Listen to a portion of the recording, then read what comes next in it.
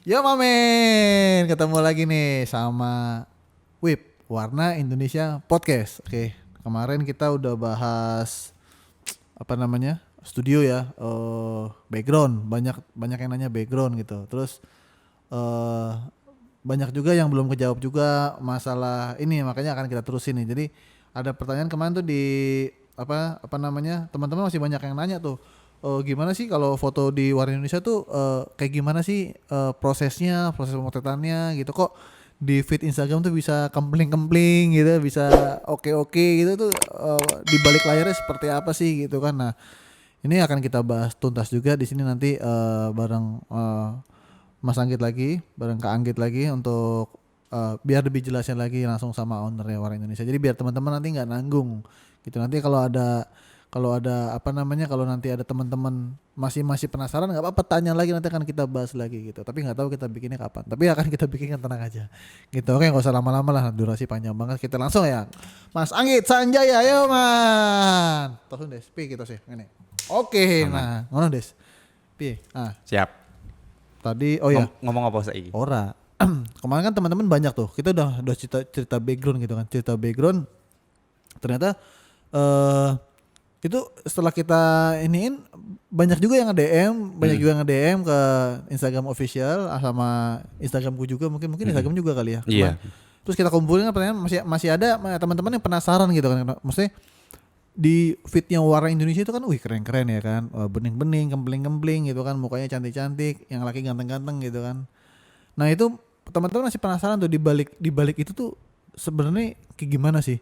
Mungkin lebih ke proses kali ya, proses pemotretannya seperti apa, terus mungkin nih lightingnya kayak teman-teman fotografer juga, mungkin pelaku studio di studio lain atau di luar kota juga nanya, ini lightingnya tekniknya seperti apa sih, dari mana sih ininya, terus kok bisa nge-soft begini, bisa bisa kayak begitu loh, bisa ada efek ini, ada efek itu. Banyak teman-teman yang nanya kayak gitu. Nah, mungkin di sini kita akan ngebahas ke situ kali ya. Terus Okay. tapi yang pertama ini lebih ke mungkin dari sisi teknis dulu kali ya, lighting kali ya. Nah, jadi kan banyak teman-teman, Kak ini lightingnya bagaimana, Kak ini lightingnya bagaimana gitu. Nah, mungkin secara umum mungkin kamu bisa jelasin gimana sih untuk memproduksi suatu foto yang akan terlihat baik dan mudah diedit agar nanti ditampilkan atau dicetak itu lebih menarik dilihat gitu loh. Mungkin bisa jelasin. Monggo langsung aja Siap. Mas Anggit. Apa bahas lighting ini ya? Lighting gitu. Piye kuwi? Oke. Ya tentunya yang namanya fotografi, lighting ini kan menjadi sesuatu hal yang sangat penting ya. Ya, urgent. Iya. Wajib. Ini yang sekolah fotografi kamu deh. Kamu yang harusnya ngejelasin. Orang kan ya, kan orang Indonesia, kamu aja yang jelasin. Kalau nanti umum aku nggak apa-apa. Oke. Aku akan ngejelasin lighting ya. Lighting di Warna Indonesia itu seperti apa? Yang tentunya untuk di studio ya Des ya. Iya, Kalau untuk di studio. studio gitu. Oke. Kalau di Warna Indonesia itu kita menggunakan lighting itu seperti apa ya, tentunya akan menyesuaikan kondisi yang ada di ruangan sendiri ya. Iya. Pertama itu yang wajib teman-teman harus tahu. Nah, kenapa setiap fotonya yang dihasilkan kok celing, bening gitu ya. Kempling ya, Kak Kempling. Kempling gitu, terus enak, soft gitu kan. Iya. Nah, sebenarnya memang kalau dari aku sendiri ya, Des, yang berbicara masalah teknis gitu, memang ketika kita ketemu dengan kalau jadi di setiap ruangan di Warna Indonesia itu memang teknik lightingnya tuh beda deh. Oke, Gitu. ya. Jadi kita yang pertama tuh nyesuaiin dulu lighting di ruangan ini seperti apa, besar apa kecil gitu kan. Terus warna backgroundnya apa gitu kan. Itu kan pengaruh juga. Yang pertama kita itu ngatur lightingnya berdasarkan karena ruangannya seberapa. Terus teknis yang dipakai lightingnya seperti apa. Sebenarnya simple di sini karena udah ngerti, udah dipelajari gitu. Kayak ada beberapa ya kita cuma pakai satu lampu gitu. Ada yang memang 2 lampu, bahkan yang sampai 5 lampu juga ada. Jadi memang kalau berbicara masalah itu teknisnya ya menyesuaikan ruangannya. Tapi pakai lighting nggak pakai gitu. Karena itu salah satu untuk gimana caranya bikin orang yang difoto itu menjadi lebih kece gitu kan. Nah, kan banyak juga tuh karena teman-teman juga banyak ya yang foto nggak pakai lighting gitu kan. Benar. Terus teman-teman nanya, Kak saya nggak pakai lighting nih Kak, apakah di studio ini wajib pakai lighting atau enggak? Nah itu Kak ada yang nanya gitu juga tuh. Dia juga mungkin pelaku studio juga di luar kota gitu, tapi dia belum tahu tuh, makanya mereka Oke. nanya ke kita gitu. Oke. Nah kalau sebenarnya itu sebenarnya harusnya sebenarnya semuanya boleh sih Des ya. Iya. Kalau kita berbicara gini, kalau kita udah berbicara masuk di lapangan, Iya, ya kan. lapangan. Kadang-kadang teori itu kan nggak bisa sesuai itu ya, dengan keadaan ya. keadaan Ya. kan gitu. Jadi dan itu juga dikembalikan di fotografernya juga Iya, sih, atau gimana mau ngebangun karakter atau moodnya juga. Ya bisa Des sebenarnya nggak pakai lighting pun kadang-kadang warna Indonesia juga ada yang nggak pakai lighting gitu. Cuman tergantung ruangannya lagi Des. Harus pakai lighting dalam artian mungkin lightingnya ini natural yang dari matahari gitu kan. Oke. Tetap harus pakai lighting sih Des ya. Siap. Tapi ya tetap maksudnya boleh Iya, juga nggak boleh. pakai artificial light yang harus Maksudnya, dibuat-buat. ya gitu teh, maksudnya kan banyak tuh teman-teman tuh yang nanya tuh Kak saya harus pakai apa nih aksesorisnya nih gitu, lightingnya tuh harus seberapa besar atau mau pakai merek yang apa gitu kan. Nah, mungkin bisa dikasih sedikit tips Des Oke. untuk memilih lighting yang awet mungkin buat Iya, studio di rumah atau studio rumahan, atau nanti mungkin teman-teman juga ada yang baru pengen beli lighting tapi bingung nih lightingnya mau apa gitu kan. Bukan kita promosi tapi tapi kita lebih ke sharing ya dengan alat yang kita punya gitu ya. Oke, iya. Sebenarnya kalau misalnya lighting itu berarti sebenarnya sih pergunakan sepunyanya aja sih Des ya maksudnya. Seadanya ya. Tapi kalau misalnya mau berbicara merek atau ini itu tak pikir nggak ada habisnya itu lighting yang ratusan juta juga banyak gitu. Yang sejutaan juga ada gitu. Jadi kembali lagi kayak ya yang penting kita bisa memperlakukan kekurangan lightingnya ini apa, ya jangan ngegas di situ gitu kan. Ya pakai seininya sih Des kalau aku sih ya. Seadanya gitu. Ini harusnya yang pintar teknis itu kamu Des. Aku tuh kamu harusnya yang bercerita ini. Kayaknya kita harus kamu ikut cerita deh. Nggak gini. Ini kan yang dibahas orang Indonesia tuh. Oke. Maksudnya kita ngebahas di dalam proses tersajinya foto-foto yang apik di Instagramnya Wahana Indonesia itu. Nah di balik itu kan kita mau cerita, kita mau sharing itu gitu. Maksudnya ya nggak apa sih, aku cerita sedikit nggak apa sih. Iya kan. Ya kamu nambahin lah. Kamu kalau misalnya aku ada yang kurang, kamu harus nambahin koreksi. Maksudnya gini, dari pertanyaan teman-teman semua itu sebenarnya saya nambahin aja dari Kak Anggit. Maksudnya apapun yang dipunyai teman-teman itu kan itu tinggal dimaksimalin aja gitu kan. Iya, Mungkin benar. jadi yang jelas kalau misalkan studio apa namanya teknis yang kita pakai untuk bisa menyajikan foto-foto seperti itu, itu kalau bisa kita membuat cahaya-cahaya yang sesuai dengan background, sesuai dengan ruangan yang kita punya gitu, maksudnya kan gitu. Terus kalau bisa kan ya kita sedikit ngebahas tren ya.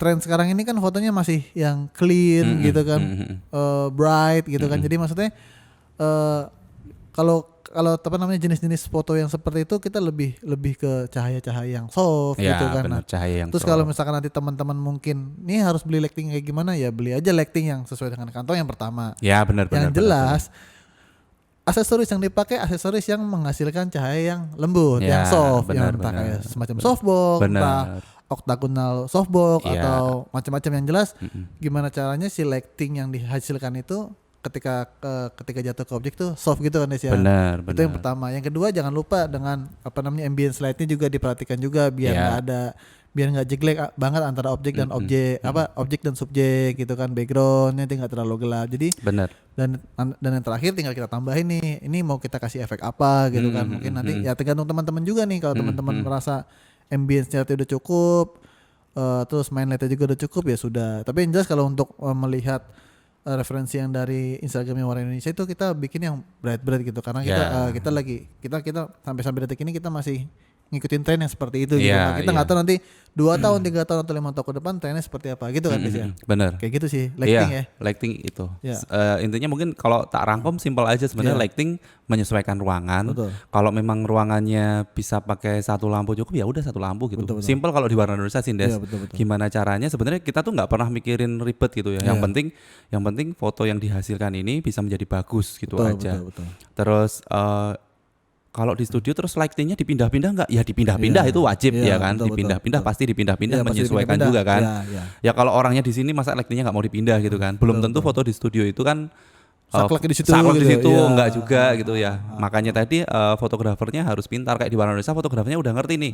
Oh, ini tuh orang ini bagusnya angle-nya gini, karakternya gini ya, lightingnya bakal seperti ini ya. Dia bakal seperti itu. Jadi Ya walaupun sebenarnya kita udah punya SOP ya. Kita ya, punya benar-benar. minimal pencahayaannya seperti ini gitu. Nanti Benar. ketika nanti di lapangan ada sesuatu yang berbeda ya itu bisa kita modif-modif sedikit Iya, gitu. Nah, iya, benar, tapi yang jelas itu tadi benar. Bikin SOP dulu teman-teman. Teman-teman riset studio ruangan teman-teman sendiri, terus teman-teman tentukan seperti apa referensinya mau dijadikan seperti apa. Jadikan itu standar. Nanti ketika Iya. ada perubahan-perubahan ya itu bisa modifikasi Iya, dari situ. benar, Gitu nih sih intinya. benar gitu. banget Nah, itu. Itu dari sisi lighting teman-teman. Nanti kalau ada yang puas nggak apa-apa DM aja sama Kak Iya. Anggit ya, jangan sama saya. Sama DM-nya di Warna Indonesia Oh aja iya, deh. DM aja ke official. Enggak, Official. komen di YouTube-nya juga Boleh. Nanti atau komen di kolom komentar di bawah ya. Nanti akan kita kasih jempol aja dulu. Nanti kalau udah banyak baru kita kasih sesuatu. Gitu. Terus itu dari lighting. Mungkin dari ini dari pose. Pose ya. Oke. Bagaimana sih teman-teman atau tim Warna Indonesia itu bisa mempose secara epic lah gitu. Maksudnya secara wah ini keren banget nih, wah ini gila nih, oke banget nih gitu. Mungkin bisa dijelasin gimana sih cara Mas Anggit ngedevelop teman-teman, ngebangun teman-teman, terus bikin teman-teman bisa se-oke itu untuk punya kecepatan, untuk punya improvisasi cepat itu, mungkin bisa di-share sedikit. Iya. Anggit, monggo silakan. Yang pasti iya pose ya. Tadi lighting udah nih. Terus Ya. kita gimana cara ngarahin posenya gitu kan. Yoi. Ngarahin posenya kok fotonya bisa kece gitu Yoi, ya di Warna Indonesia. Nah, itu sebenarnya iya sama juga sih sebenarnya kita udah punya SOP, tapi di luar dari SOP sebenarnya yang namanya pose itu apa ya? Ya kita ini Des, kenapa bisa fast action, bisa cepet dan bisa bagus gitu kan?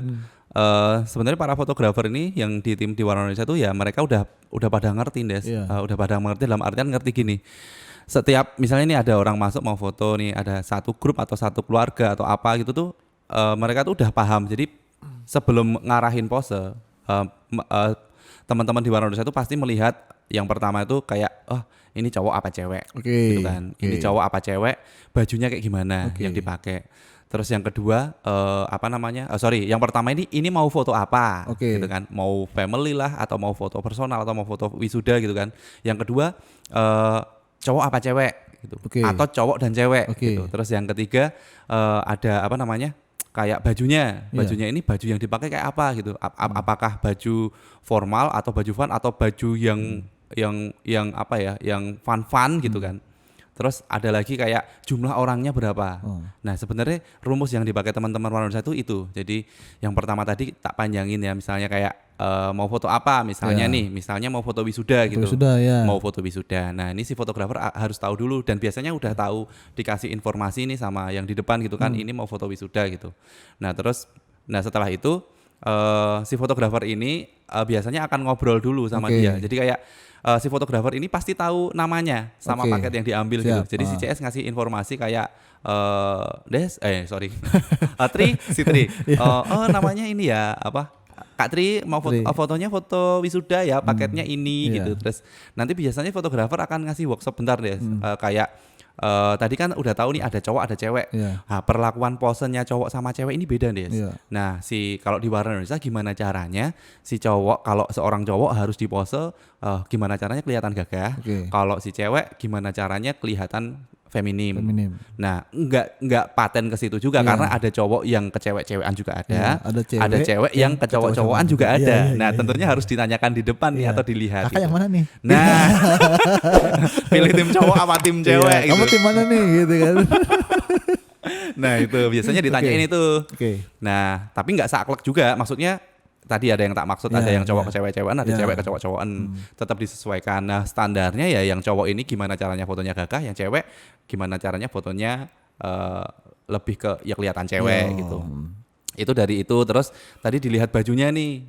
Bajunya itu kayak bajunya ini baju yang gede-gede atau baju yang gimana atau gaun kah atau baju kebaya atau baju formal jas atau apalah gitu. Nah nanti ini perlakuan posenya juga beda gitu. Nah jadi udah diajarin kalau di Warna Indonesia itu harus seperti apa. Terus yang selanjutnya tadi jumlah orang Des. Nah jumlah orang. Iya. Nah setelah ini tahu biasanya mereka si fotografer akan bisa mengarahkan. Nah si di Warna Indonesia ini kita tuh udah punya formasi fotonya Des. Jadi gini loh, kayak si fotografer pasti akan memulai secara standarnya mulai dari orang yang paling sedikit dulu sampai orang yang paling banyak. Iya itu udah ini ya, udah maksudnya udah kayak semacam template. Bener. Ya. Biar cepet gitu biar cepet. Kecuali ada request, Mas Pak Deku tuh keburu mau naik pesawat gitu. Betul. Nah nanti ya udah yang banyak dulu. Kalau enggak dari yang sedikit dulu biasanya gitu. Jadi nanti ketika gini, kalau pose ini teknis banget sih, kalau misalnya nggak ngasih contoh juga susah ya. Betul. Tapi mungkin nanti kita akan share tentang pose di Instagramnya Warna Indonesia ya. Nanti kita highlight aja, kita highlight. Iya boleh. Nah terus ketika tahu pose cewek atau cowok itu si fotografer akan bilang sih ngasih workshop dulu bentar. Kak nanti atau Tri nanti kalau misalnya foto saya minta tolong kamu ini ya tulang belakangnya dilurusin gini terus nanti kamunya gini gitu loh Des. Jadi yang cowok nanti yang cowok harus gini ya harus gitu ya gitu. Jadi udah ada di workshop bentar biar fotonya bisa jadi bagus. Maksudnya gitu. Udah ada pengarahan pengarahan gitu ya. gitu. Terus nah nanti setelah itu biasanya dari fotonya misalnya itu yang foto cowok ceweknya terus misalnya mau difoto bareng-bareng tuh itu juga ada rumusnya Des. Jadi si fotografer ini tuh selalu ngasih rumus gini. Jadi kita tuh selalu pengen ngebentuk dalam pose itu tuh bentuknya kayak segitiga gitu loh Des. Jadi segitiga itu biasanya fotografer akan melihat antar kepala ini membentuk segitiga. Jadi satu orang di sini, satu orang agak pendek, satu orang agak tinggi gitu sih Des. Itu rumus standarnya seperti itu. Jadi dari situ tuh jadi posenya juga bagus gitu. Oke. Itu sih Des. Nah nomor siji nih Des. Nomor satunya Des sebenarnya yang paling yang harus tahu namanya Des. Karena itu tadi ya itu menurutku sesuatu yang ringan tapi sebenarnya dalam dalam gitu. Karena kalau kita nggak akrab ya wassalam. Iya itu tadi kalau dulu aku di sekolahan itu ada nanti di fotonya tuh akan terlihat ada unsur kedekatan apa enggak. Iya. Nah, dan itu kelihatan. Dan itu kelihatan banget gitu ketika si klien itu mempunyai unsur kedekatan dengan yang moto itu nanti akan ada suatu chemistry ya. Mungkin susah juga digambarin gitu. Susah juga diceritakan sebagai teori itu tapi nanti ketika akan ngerasain lah si fotografer akan ngerasain tuh ketika si fotografer punya satu kedekatan sama klien. Benar. Misalkan Kak Tri mau Kak Tri geser dikit kepalanya katanya. Jadi ada lebih ada kedekatannya gitu. Iya, benar. Unsur kedekatannya gitu. Nah. Apalagi Kak kira-kira? Itu Des. Itu ya tadi. Itu. Jadi secara teknis motretnya ya seperti itu. Jadi kayak ketahui dulu siapa yang mau difoto, cowok apa cewek pakai baju apa gitu. Teknisnya seperti itu. Yang paling penting tadi adalah bikin mereka nyaman. Itu udah paling penting. Kayak bikin mereka nyaman tuh ya kita harus kenal sama dia, terus komunikasi sama dia. Itu udah segalanya pokoknya. Terus ini apa namanya? Sekarang kan si teman-teman fotografer, teman-teman CS mungkin, teman-teman editor, sekarang misalkan sudah bisa seperti itu servisnya segala macam. Itu berapa lama sih prosesnya dan mungkin trainingnya kayak apa sih Kak Anggit kalau bisa diceritain sedikit lah. Training ini banyak banget ini trainingnya. Nggak maksudnya gini. Jadi maksudnya kan jelas lah. Jelas ketika tadi Kak Anggit cerita kayak gitu semua kan ya. Ini tuh bukan kaleng-kaleng semua gitu loh. Ya kan SDM ya kan. Kita sudah punya pengalaman jam terbang tinggi gitu kan. Itu bisa cerita sedikit nggak sih? Mungkin ngebentuk ya sampai level seperti itu tuh membutuhkan waktu yang berapa lama dan kira-kira tuh dimulai dari mana gitu. Iya. Oke, sebenarnya nge-trainingnya tuh kita udah ada caranya deh. Jadi berdasarkan pengalaman akhirnya bisa membuat materi training gitu kan untuk semua tim di Warna Indonesia gitu. Nah kalau misalnya berbicara kita ke arahnya fotografer, trainingnya seperti apa? Yang jelas kita udah punya modulnya buat nge-training. Berapa lama? Sebenarnya lama nge-trainingnya itu cuma 3 hari deh. 3 hari. Ya. Jadi 3 hari. Tapi nggak tidur ya? Nggak tidur. Tapi dari 3 hari ini, 3 hari itu kita ngasih materi teknisnya foto ya. Teori praktek ya. Dari nol banget gitu, dari mulai basic banget sampai sampai bisa gitu. Dalam artian bisa mungkin belum bisa ke lapangan Iya, gitu, tapi iya. mereka udah tahu teori. Udah, Teori ini kita sampaikan Ya, 3 hari. minimal pengetahuan dasar udah tahu ya. Iya, Ya. teori ini kita sampaikan 3 hari, terus setelah itu praktek-praktek sampai 3 bulan Oke, gitu, terus oke. sampai bisa motret profesional tuh kalau aku lihat ya mungkin untuk yang ukuran pinter ya 1-2 tahun 1-2 lah Des tahun, ya. betul, Mungkin betul. 2 tahun Iya, 2 mereka tahun, baru bisa iya. motret sih Des Iya, ya. iya, iya. Ya harus sabar sih sebagai leader di Warna Indonesia ya harus sabar juga gitu. Nah, terus yang bikin apa mereka mungkin bisa itu sebenarnya kuncinya ya ke tim yang kita hire sih Des, Oke, sebenarnya. Mereka itu mau tumbuh, mau belajar Iya, gitu. Jadi kayak kita udah ngasih materi trainingnya seperti ini, kita punya budaya seperti ini, Iya. terus nanti diajarin seperti ini, ya udah mereka silahkan tumbuh nanti. Ya udah seperti itu. Gitu. Jangan lupa disiram ya, kalau nggak disiram nggak tumbuh nanti. Iya, jangan siram. Atau sebenarnya kita ini aja, dia ngobrol, dia dulu diajarin gimana gitu. Si Siapa Tri. tuh? Tri ya. nanti Oh, nanti ya. Nanti ada waktunya nanti. Dulu Tapi tuh ini trainingnya gimana? berarti gini ya, kan di Warna Indonesia ini kan apa ya, holding company ya. Terima nggak sih teman-teman buat, kan banyak tuh teman-teman SMK atau apa yang mau mungkin magang Iya. atau mungkin mau belajar itu bisa nggak sih, atau gimana prosesnya kalau Iya. kalaupun bisa prosesnya gimana Kak? Oke, jadi sebenarnya salah satu misi kita itu adalah kayak ya kita tuh mau ikutan andil membuat banyak orang itu, kita tuh pengen share ilmu Des. Oke, Maksudnya, jadi share ilmu ya. boleh nggak sih kalau ada orang magang PKL dan sebagainya itu? Boleh banget Boleh. Des sebenarnya di Warna Indonesia itu. Cuman orang magang ini nggak bisa, harus tetap di Warna Indonesia ada seleksinya Des. Oke, Jadi nggak seleksi. sembarangan gitu. Yang minimal tuh kita tuh harus sesuai budayanya gitu. Oke. Nah, jadi sefrekuensi gitu loh Des. Oke. Jadi kayak kita tuh punya budaya, selama dia bisa oke dengan budaya kita, ya pasti masuk Kenapa masuk enggak aja gitu, kenapa gitu. enggak gitu ya? Gini. Oke. Karena kalau enggak, kalau misalnya nggak bisa sesuai budaya nanti ini juga Des, paling seminggu juga udah mereka udah aduh gitu. Udah kelar ya. Udah kelar ya. Game over Des. Iya, game over ya. Iya, kalau game over bisa di reset lagi lah. Iya. Yang nggak bisa magang oke diterima, terus dan yang kedua tuh sesuai dengan posisi yang kita open. Jadi kayak nggak bisa.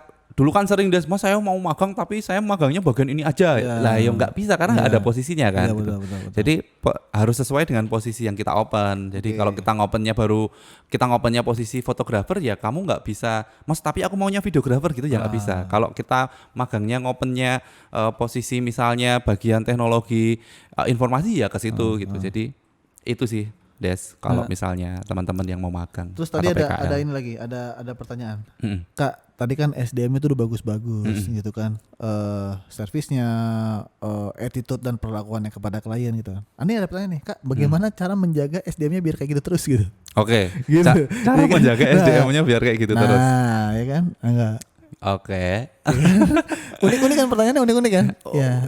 Luar biasa. Iya, Des. Luar maksudnya biasa. bagus-bagus. Maksudnya Oke. berarti teman-teman niat gitu loh, Des, ngeliat kita gitu. Iya sih. Oke, saya akan jawab ya bagaimana menjaga SDM-nya akan seperti itu. Iya.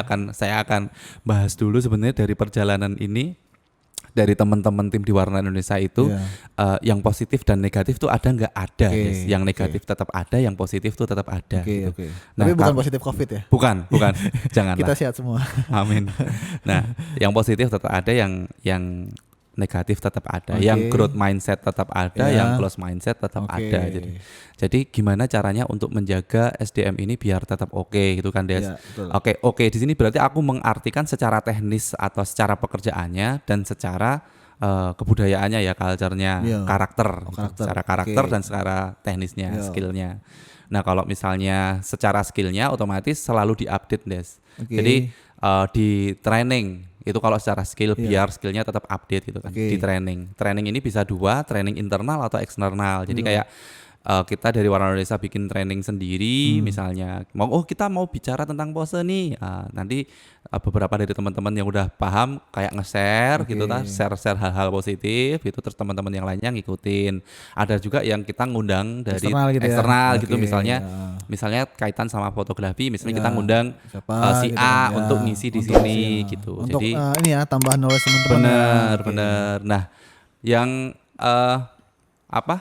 karakter gimana? Intinya secara skillnya ya. Iya. Kalau secara karakter gimana? Karakter tuh sebenarnya kita udah punya kayak value nih. Jadi kita punya core value. Oke. Jadi core value ini tuh kita punya 3 core value dan ada 7 core value.